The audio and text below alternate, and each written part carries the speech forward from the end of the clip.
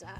I'm here with Andy Cohen from Junkyard Empire, who was nice enough to come check out our showroom today, and we're going to talk about why you should invest in cars. So, why should one invest in maybe one, two, or multiple cars? Well, first let me say what an awesome showroom this is. Like, it is something to walk around in for a while for sure. I love it here.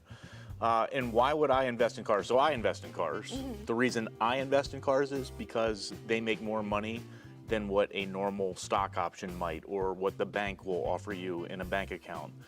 Yes, cars goes up and down, but if you buy the right car for the right price, it's really never going to go down in value. It's always a great way to keep your money in a place where you know what it's worth, and you get the actual value of driving whatever you bought. Okay, can you give us any tips on like certain cars or certain things you should look out for? So I would say right now, the biggest problem with the car market is all cars have gone up in value.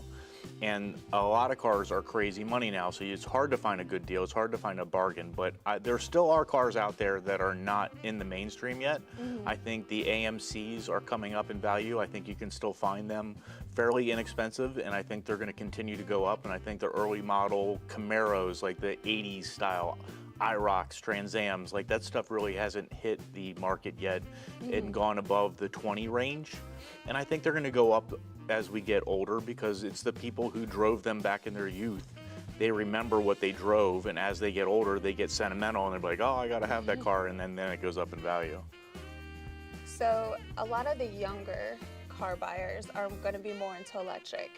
How can you tell them that you can still invest in a classic and maybe eventually convert it to electric, or, you know, it's still a good investment even though the market's going that way?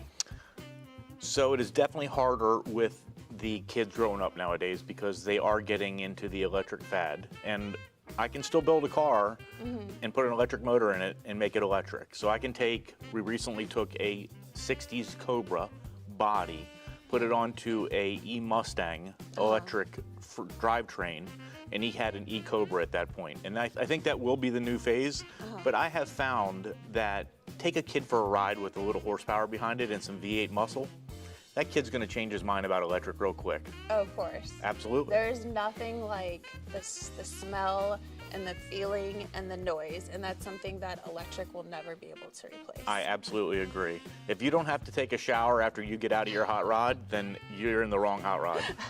That's very good advice. Right.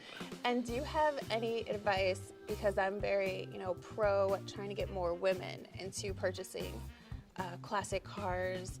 Do you have any advice for women? I think we should send all the women to come talk to me and let me see if I can't get them involved into the market.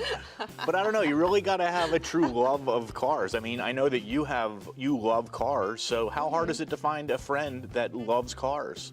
That's true. It is hard, it's tough, and you got to find the right person, but they're out there, you just got to look. Well, thank you so much for joining us, and thank you to all our viewers for watching this episode of Live with Eliza at Gateway Classic Cars, where dreams are driven. Make sure you stay tuned for next time, because you never know what we're